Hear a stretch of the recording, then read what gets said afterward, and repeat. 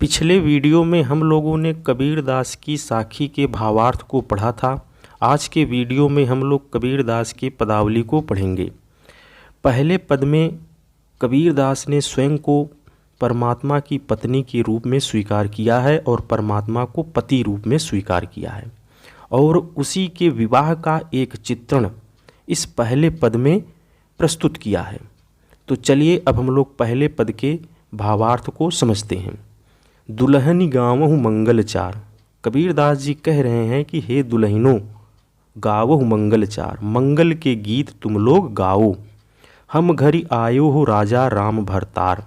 हम घरी, हमारे घर, आयो हो, आए हैं, राजा राम भरतार। भरतार का अर्थ क्या होता है? पति या स्वामी।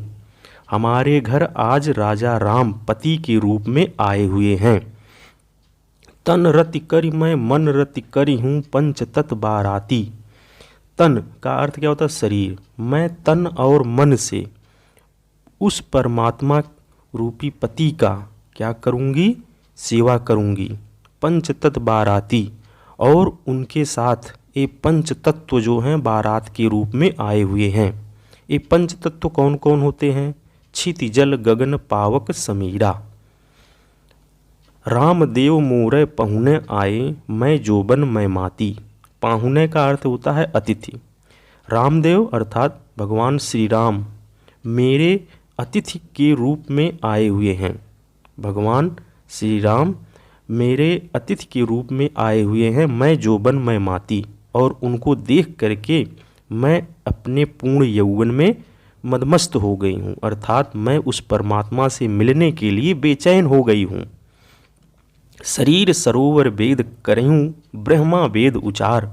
मैं अपने इस शरीर रूपी तालाब की क्या करूँगी? वेदी बनाऊँगी। सरोवर का अर्थ क्या होता है? तालाब। मैं अपने इस शरीर रूपी तालाब की क्या बनाऊँगी? वेदी बनाऊँगी। ब्रह्मा वेद उच्चार, और हमारे इस विवाह में स्वयं ब्रह्मा जी वेद के मंत्रों का उच्चारण करेंगे। रामदेव संग भांवर लय हूँ धनि धनि भाग हमार। मैं भगवान श्री राम के साथ 7 फेरे लूँगी, धनि धनि भाग हमार। इस प्रकार से मैं और मेरा भाग्य जो है धनि धनि धन्य हो जाएगा। सुर 33 कौतिग आए मुनिवर सहस 88। मेरे इस विवाह में सुर का अर्थ होता है देवता, 33 का अर्थ 33, कौतिग का अर्थ करोड़।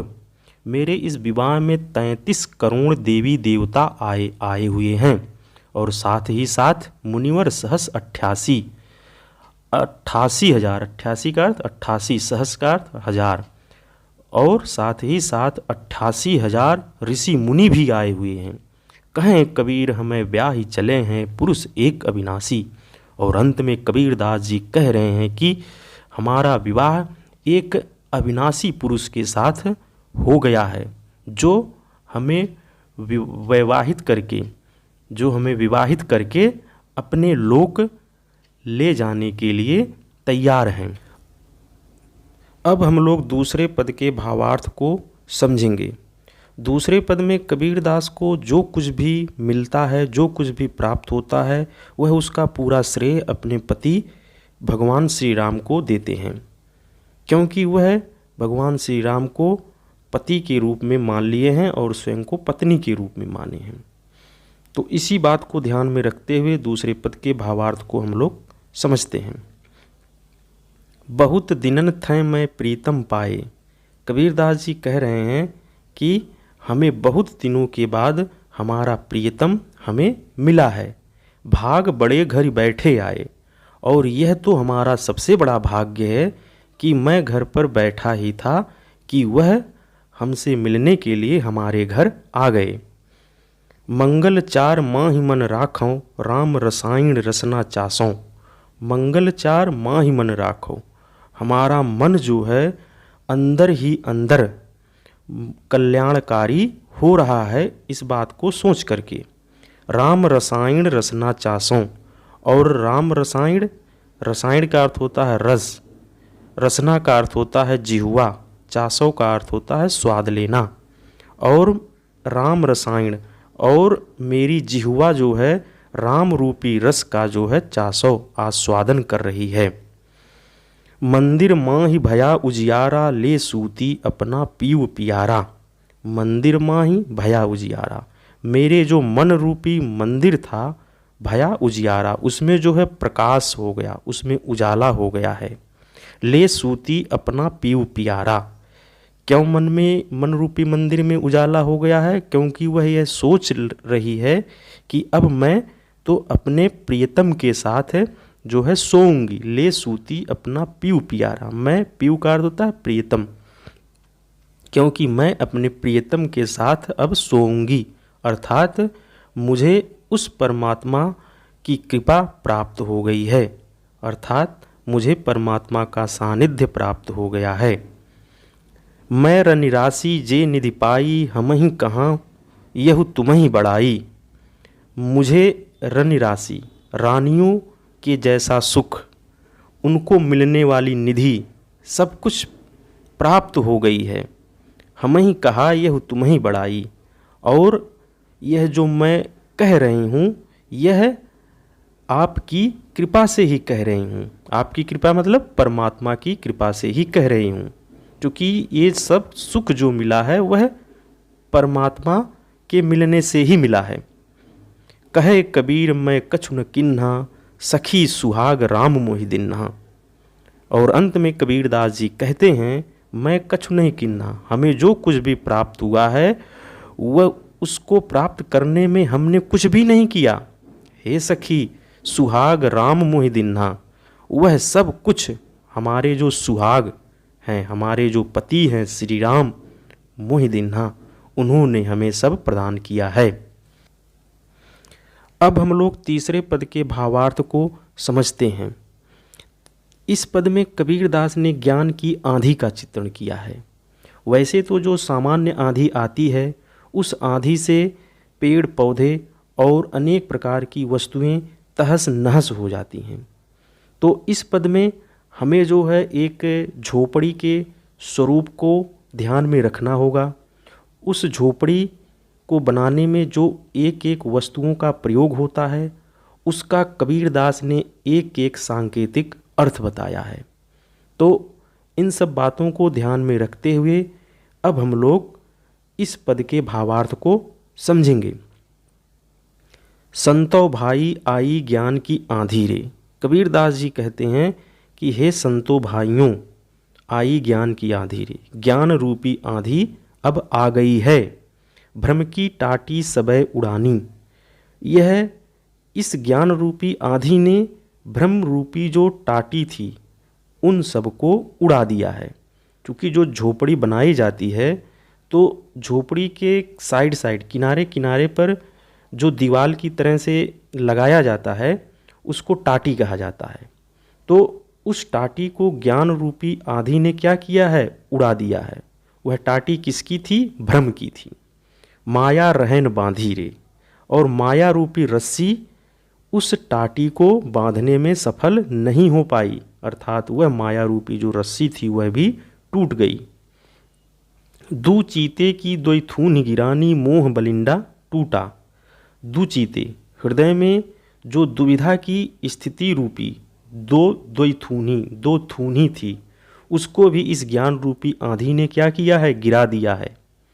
और मोह बलिंडा टूटा, और मोह रूपी जो बल्ली थी, बलिंडा का अर्थ क्या होता है? बल्ली, ऊपर से पट्ट करके लगाई जाती है झोपड़ी पर, झोपड़ी को टिकने के लिए, तो उसी को बलिंडा को बल्ली कहा गया। और यह जो मोह रूपी बलिंडा जो बल्ली थी उसको भी इस ज्ञान रूपी आंधी ने तोड़ दिया है। तृष्णा छानी परिघर ऊपर कुबुद्धि का भांडा फूटा। छानी का अर्थ क्या होता है? छप्पर। ऊपर झोपड़ी जो ऊपर से ढाली जाती है उसके छप्पर कहा जाता है। तो तृष्णा छानी पर परिघर ऊपर, और घर के ऊपर जो छप्पर तृष्णा रूपी जो छप्पर पड़ा हुआ था, वह छप्पर किसका था? तृष्णा रूपी था।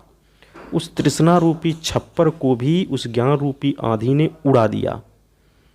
जब वह ज्ञान रूपी आंधी तृष्णा रूपी छप्पर को उड़ा देती है तो कुबुद्धि का भांडा फूटा। भांडा का अर्थ क्या होता है? बर्तन। कुबुद्धि रूपी जो बर्तन थे वह सब फूट गए, अर्थात सभी के अंदर जो अज्ञानता थी वह समाप्त हो गई। जोग जुगति करी संतव बांधी निर्चू चुए न पाड़ी। चूँकि सामान्यतः होता क्या है कि जैसे व्यक्ति का एक निवास स्थान जब समाप्त हो जाता है तो वह दूसरा निवास स्थान बनाता है, तो उसी प्रकार से अब जो है एक दूसरा निवास स्थान बनेगा। जोग जुगति करी संतव बांधी निर्चू चुएन पाड़ी। अब जो है जोग जुगति योग और युक्ति करी कर करके संतों बांधी संतों द्वारा एक नया छप्पर बांधा गया है। निर्चू चुएन पाड़ी, और यह जो छप्पर संतों द्वारा बांधा गया है इस छप्पर से निर्चू थोड़ा सा भी पानी नहीं टपकेगा। कूड़ कपट काया का निक्स्या हर की गति जब जानी। कूड़ कपट काया का निक्स्या, काया का अर्थ क्या होता है? शरीर।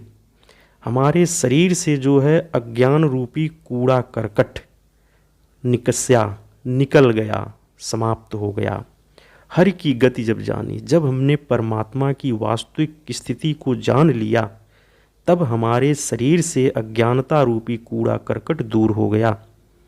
आंधी पीछे जो जल बूठा प्रेम हरि जन भीना, और आंधी के साथ साथ जो प्रेम रूपी जल की वर्षा हुई उसने सभी को, प्रेम हरि जन भीना, उसने सभी को समान दृष्टि से भिगो दिया।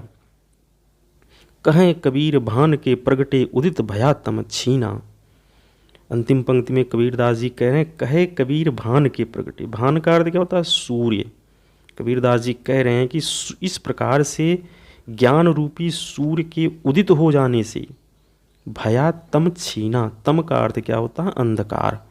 जो अज्ञान रूपी अंधकार था वह सभी के तन मन से निकल गया। अब हम लोग चौथे पद के भावार्थ को समझेंगे। चौथे पद में कबीरदास पंडितों द्वारा बनाए गए ढोग आडंबर का घोर विरोध किया है। इन्हीं बात को ध्यान में रखते हुए हम लोग इस पद के भावार्थ को समझेंगे। पंडित बाद बदनते झूठा, पंडितों द्वारा बनाए गए ढोग आडंबर और उनके संबंध में उनकी जो बातें हैं, बदनते उनकी जो बातें हैं झूठा, वे सब झूठी हैं। राम कहा दुनिया गति पावे खाण कहा मुख मीठा।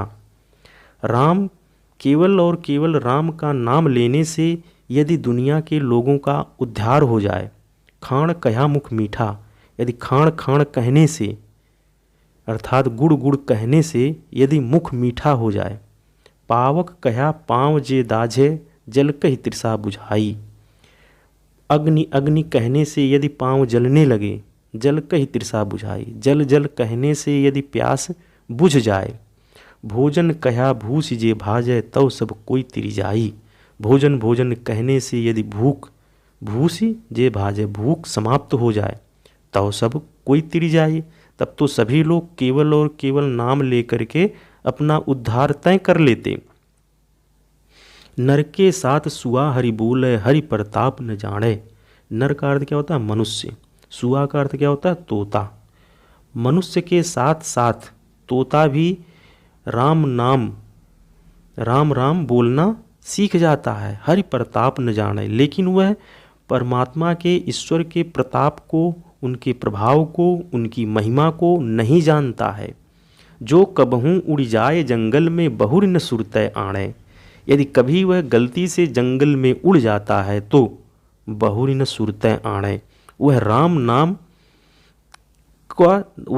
नाम उसे क्या होता है? भूल जाता है, क्योंकि वह उसके प्रभाव को नहीं जानता, इसलिए वह उस नाम को भूल जाता है। सांची प्रीति विषय मायासु हर भगतन सुहासी। और वह पंडितों पर कटाक्ष करते हुए आगे कहते हैं सांची प्रीति विषय मायासु। वे ढोग आडंबर वाले पंडित जो हैं विषय और माया को क्या बताते हैं? सच्ची प्रीति बताते हैं। हरि भगतन सुहासी, और ईश्वर के भक्तन का अर्थ क्या होता है? भक्त। हरि का अर्थ ईश्वर, और ईश्वर के भक्तों को देख करके सुहासी, वे क्या करते हैं? हंसते हैं। कहे कबीर प्रेम नहीं उपज्यो बांध्यो जमपुरी जासी। और अंत में कबीरदास जी कहते हैं प्रेम नहीं उपज्यो, उपज्यो का अर्थ है प्रकट होना, जिसके मन में प्रेम कभी भी प्रकट नहीं हुआ, बांध्यो जमपुरी जासी, उसे जो यमराज हैं जमपुरी अपने यमपुरी में बांध करके घसीटते हुए ले जाते हैं। अब हम लोग 5वें पद के भावार्थ को समझेंगे। 5वें पद में कबीरदास जी ने अपने अस्तित्व को परमात्मा के अस्तित्व से जोड़ते हुए बताया है। हम न मरें मरिहें संसारा। कबीरदास जी कहते हैं कि हम नहीं मरेंगे, संसार के लोग मर जाएंगे। ऐसा कबीरदास इसलिए कहते हैं क्योंकि उन्होंने परमात्मा के वास्तविक स्वरूप को पहचान लिया है। हमको मिल्या जियावन हारा। कबीरदास जी कहते हैं कि हमको मिल्या जियावन हारा, हमको जो है जिलाने वाला मिल गया है। अब न मरो मरने मन माना, तेई मुए जिनि राम न जाना। अब न मरो मरने मन माना, हमारा मन इस बात को मान लिया है कि अब मैं नहीं मरूंगा। तेई मुए जिनि राम न जाना, वही मरेगा जिनि राम न जाना, जिसने राम को नहीं जाना है, अर्थात जिसने परमात्मा का साक्षात्कार नहीं किया है वही मरेगा। साकत मरे संत जन जीवै, भरी भरी राम रसायन पीवै। साकत मरे जो शक्तिशाली हैं, अर्थात जिनको अपनी शक्ति पर घमंड है, मरें वही मरेंगे। संत जन जीवै, और जो संत जन हैं, संत लोग हैं, जन का अर्थ लोग, और जो संत लोग हैं वे लोग क्या जिएंगे। भरी भरी राम रसायन पीवै, और राम रसायन राम रूपी रस को भर भर करके वे लोग पिएंगे। हरि मरी हैं तो हम हूँ मरी हैं, हरि न मरें हम काहे को मरी हैं। कबीरदास जी कह रहे हैं हरि मरी हैं, अगर ईश्वर मरी हैं मरेंगे तो हम हूँ मरी, तो हम भी मरेंगे। हरि न मरें, अगर हरि या ईश्वर नहीं मरते हैं, हम काहे को मरी हैं, तो हम भी नहीं मरेंगे। कहे कबीर मन मन ही मिलावा, अमर भये सुख सागर पावा। और अंत में कबीरदास जी कह रहे हैं कि हमने अपने मन को किसके मन से मिला लिया है, परमात्मा के मन से। हमने अपने मन को ईश्वर के मन से मिला लिया है। अमर भये सुख सागर पावा, और मैं अमर हो गया हूँ, और इसके साथ साथ सुख सागर पावा, सुख रूपी सागर को हमने प्राप्त कर लिया है। अब हम लोग 6ठे पद के भावार्थ को समझेंगे। 6ठे पद में कबीरदास ने कमलनी को संत का प्रतीक माना है, और जल को जो है परमात्मा का प्रतीक माना है। इन्हीं प्रतीकों को ध्यान में रखते हुए आप लोग इस 6ठे पद के भावार्थ को समझोगे। काहेरी नलनी तू कुम्हिलानी, तेरे ही नाली सरोवर पानी। कबीरदास जी कह रहे हैं कि हे कमलनी, नलनी का अर्थ क्या होता है, कमलनी। हे कमलनी तू कुम्हिलानी, तुम क्यों जो है कुम्हला रही हो, तुम क्यों मुरझा रही हो, अर्थात हे संतजन आप लोग क्यों उदास हो रहे हैं। तेरे ही नाली सरोवर पानी, हे कमलनी तुम्हारा जो नाली है, तुम्हारी जो डंठल है, वह सदैव, सरोवर का अर्थ क्या होता है, तालाब, वह सदैव तालाब के पानी में रहती है। उसके बाद भी तुम क्यों कुम्हला रही हो, या तुम क्यों मुरझा रही हो। जलमय उत्पत्ति जलमय बास, जलमय नलनी तोर निवास। हे कमलनी जलमय उत्पत्ति, तुम्हारी उत्पत्ति जो है जल में ही होती है, जलमय बास, और जल में ही तुम रहती हो। जलमय नलनी तोर निवास, और जलमय नलनी तोर निवास, और जल में ही तुम्हारा निवास स्थान है। ना तली तपति ना ऊपरी आगी, तोर हेतु कहु कासनी लागी। ना तो तली का अर्थ होता है नीचे से, ना तली तपति, ना तो तुम नीचे से तपती हो, ना ऊपरी आगी, और ना ही ऊपर से तुम्हारे ऊपर अग्नि की वर्षा होती है। तोर हेतु कहु कासन लागी, आखिर तुम्हारे कष्ट का कारण क्या है। कहे कबीर जे उदिक समान, ते नहीं मुए हमरे जान। और अंत में कबीरदास जी कह रहे हैं कि उदिक का अर्थ क्या होता है, जल। और अंत में कबीरदास जी कह रहे हैं कि जे उदिक समान, जो व्यक्ति जल के समान है, अर्थात जो व्यक्ति परमात्मा के समान है, या जिस व्यक्ति ने परमात्मा के गुणों को अपने जीवन में धारण कर लिया है, ते नहीं मुए हमरे जान, वह हमारे समान कभी भी मृत्यु को प्राप्त नहीं होगा।